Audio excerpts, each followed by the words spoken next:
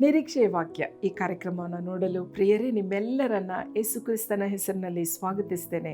ಇಂದಿನ ಧ್ಯಾನಕ್ಕಾಗಿ ಆರಿಸಿಕೊಂಡಂಥ ವೇದ ಭಾಗವು ವಿಮೋಚನ ಕಾಂಡ 15ನೇ ಅಧ್ಯಾಯ 26ನೇ ವಚನ.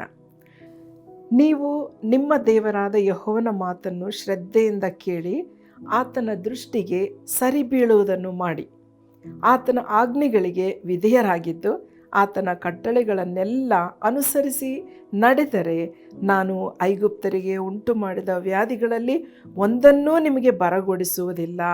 ಯೆಹೋವನೆಂಬ ನಾನೇ ನಿಮಗೆ ಆರೋಗ್ಯದಾಯಕನು. ಯೆಹೋವನೆಂಬ ನಾನೇ ನಿಮಗೆ ಆರೋಗ್ಯದಾಯಕನು ಎಂಬುದಾಗಿ ಹೇಳುವಾಗ ದೇವರೇ ನಮಗೆ ಆರೋಗ್ಯವನ್ನು ದಯಪಾಲಿಸುವಾತನಾಗಿದ್ದಾನೆ. ಹಾಗಾದರೆ ನಾವು ಆರೋಗ್ಯವಾಗಿರಬೇಕಾದ್ರೆ ಏನು ಮಾಡಬೇಕು? ಊಟದಲ್ಲಿ ನಾವು ಯಾವುದನ್ನು ತಿನ್ನಬೇಕು, ಯಾವುದನ್ನು ತಿನ್ನಬಾರ್ದು, ಯಾವ ವಯಸ್ಸಿಗೆ ಏನು ತಿನ್ನಬೇಕು ಅದನ್ನು ನಾವು ನೋಡ್ಕೊಳ್ಬೇಕು. ಎರಡನೇದಾಗಿ ನಾವು ನೋಡ್ತೇವೆ, ವ್ಯಾಯಾಮ ಮಾಡಬೇಕು, ವಾಕ್ ಮಾಡಬೇಕು ಅಂತ ಹೇಳ್ತಾರೆ. ಆಮೇಲೆ 1 ವರ್ಷಕ್ಕೆ ಅಥವಾ 6 ತಿಂಗಳಿಗೆ ಒಂದು ಸರಿ ನಾವು ಹೆಲ್ತ್ ಚೆಕಪ್ ಮಾಡಬೇಕು ಅಂತ ಹೇಳ್ತೇವೆ. ಅಲ್ಲ, ಕೆಲವರಿಗೆ ಯೌವನಸ್ಥರಿಗೆ ಜಿಮ್ಗೆ ಹೋಗಿ ಆರೋಗ್ಯ ಕಾಪಾಡ್ಕೋಬೇಕು, ಚೆನ್ನಾಗಿ ಸ್ಮಾರ್ಟಾಗಿರಬೇಕು, ಅಲ್ಲ 6 ಪ್ಯಾಕ್ ಅವೇನೋ ಇದೆ ಅದೆಲ್ಲ ಮಾಡ್ಕೋಬೇಕು ಅಂತ ನೋಡ್ತಾರೆ ಅಲ್ಲ.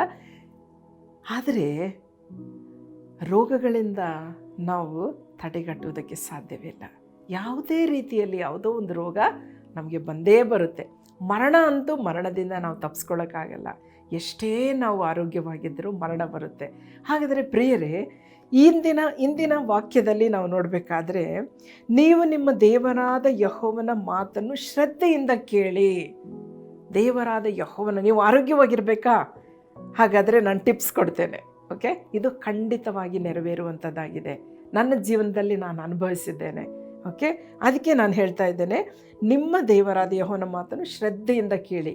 ನಾವು ಅನೇಕ ಸಾರಿ ಚರ್ಚಲ್ಲಿ ಕೂತ್ಕೊಂಡ್ರೂ ಕೂಡ ನಮ್ಮ ಮೈಂಡ್ ಎಲ್ಲೋ ಇರುತ್ತೆ, ಶರೀರ ಮಾತ್ರ ಪಾಸ್ಟರ್ನ ನೋಡ್ತಾ ಇರುತ್ತೆ.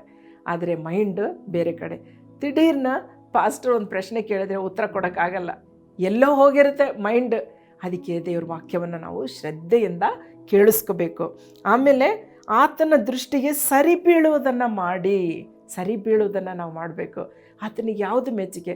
ಖಂಡಿತವಾಗಿ ನಾವು ದೇವ್ರ ವಾಕ್ಯ ಕೇಳುವಂಥವ್ರು ಆಗಿದ್ದರೆ ಶ್ರದ್ಧೆಯಿಂದ ಆತನ ಏನು ಹೇಳ್ತಾನೆ ಅದನ್ನು ನಾವು ಕರೆಕ್ಟಾಗಿ ನಾವು ಮಾಡೋದಕ್ಕೆ ಪ್ರಯತ್ನ ಮಾಡ್ತೇವೆ.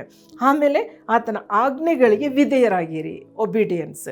ಓಕೆ, ನಾವು ಆತನ ಆಜ್ಞೆಗಳು ಏನಾಗಿದೆ ಅಂತ ಅದಕ್ಕೆ ನಾವು ವಿಧೇಯರಾಗಬೇಕು. ಆತನ ಕಟ್ಟಳೆಗಳನ್ನೆಲ್ಲ ಅನುಸರಿಸಿ ನಡೆದರೆ, ಆತನ ಒಂದು ನೇಮ, ಆತನ ನಮ್ಮಿಂದ ಏನು ಅಪೇಕ್ಷಿಸ್ತಾನೆ ಅಲ್ಲ. ನಾವು ಹನೋಕನು ಹೇಗೆ ನಡೆದನು? 365 ವರ್ಷ ಹನೋಕನು ಯೆಹೋವನೊಂದಿಗೆ ಅನ್ಯೋನ್ಯವಾಗಿ ನಡೆದನು ಎಂಬುದಾಗಿದೆ. ಕೊನೆಗೆ ಏನಾಯಿತು ಗೊತ್ತಾ? ಹನೋಕನಿಗೆ ಮರಣನೇ ಬರಲಿಲ್ಲ.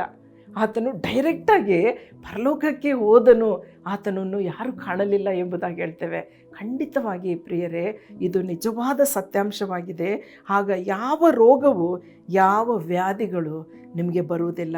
ನಾನೇ ನಿಮಗೆ ಆರೋಗ್ಯದಾಯಕನು ಅಂತ ಹೇಳ್ತಾರೆ. ಅದಕ್ಕೆ ಇವತ್ತು ನಾವು ಕಲಿತಿರುವಂಥ ಪಾಠ ಏನು ಅಂತಂದರೆ, listen and do, ಒಬೇ and walk. ನೀವು ಕೇಳಿಸ್ಕೊಳ್ರಿ, ಅದರ ಹಾಗೆ ನಡೀರಿ, ಅದನ್ನು ವಿಧೇಯರಾಗಿ ಅದನ್ನು ಅನುಸರಿಸಿರಿ. ಮತ್ತು ದೇವರೊಟ್ಟಿಗೆ ನಾವು ನಡೆದರೆ ರೋಗಗಳು ನಮ್ಮ ಹತ್ರ ಬರುವುದಕ್ಕೆ ಸಾಧ್ಯವಿಲ್ಲ.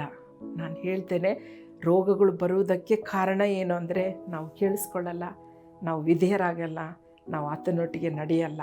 ಅದಕ್ಕೋಸ್ಕರನೇ ಈ ಪ್ರಪಂಚ ನಮ್ಮನ್ನು ಅನೇಕ ರೋಗಗಳಿಂದ ನಮ್ಮನ್ನು ನಾಶ ಮಾಡುತ್ತೆ. ಪ್ರಿಯರೇ, ಪ್ರಾರ್ಥನೆ ಮಾಡೋಣ.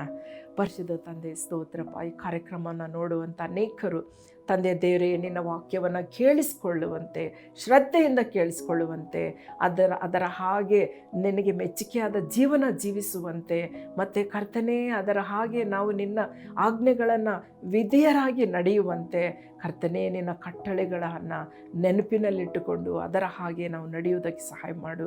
ದೇವಾ, ನೀನು ಆರೋಗ್ಯದಾಯಕನು, ನೀನು ನಮ್ಮ ಜೊತೆಯಲ್ಲಿರು. ಈ ದಿವಸ ಯಾರ್ಯಾರು ಈ ತೀರ್ಮಾನ ಮಾಡ್ಕೊಳ್ತಾ ಇದ್ದಾರೋ ಅವರನ್ನು ನೀನು ಆಶೀರ್ವಾದ ಮಾಡು. ಅವರಿಗೆ ಯಾವುದೇ ಒಂದು ಡಯಾಬಿಟಿಕ್ ಆಗಲಿ, BP ಆಗಲಿ, ಅಥವಾ ಬೇರೆ ಯಾವುದೇ ರೋಗವು ಅವರನ್ನು ಕಾಡ್ತಾ ಇದ್ದರೆ, ಮೈಗ್ರೇನ್, ಹೆಡೇಕೆ ಇರ್ಬೋದು, ಏನೇ ರೋಗಗಳಿರಲಿ ರಾಜ, ಆರ್ಥರೈಟಿಸ್ ಇರ್ಬೋದು, ಅದನ್ನೆಲ್ಲ ನೀನು ತೆಗೆದು ಹಾಕು ಸ್ವಾಮಿ. ಇವತ್ತು ಅವರು ಕೇಳುವಂಥ ಈ ವಾಕ್ಯವು ಅವರ ಶರೀರದಲ್ಲಿ ಒಂದು ಆರೋಗ್ಯವನ್ನು ಉಂಟು ಮಾಡಲಿಕ್ಕಾಗುವಂತೆ ಕೃಪೆ ನೀಡಬೇಕಾಗಿ ಯೇಸುವಿನ ಹೆಸರಿನಲ್ಲಿ ಪ್ರಾರ್ಥಿಸ್ತೇವೆ ತಂದೆ. ಆಮೇನ್.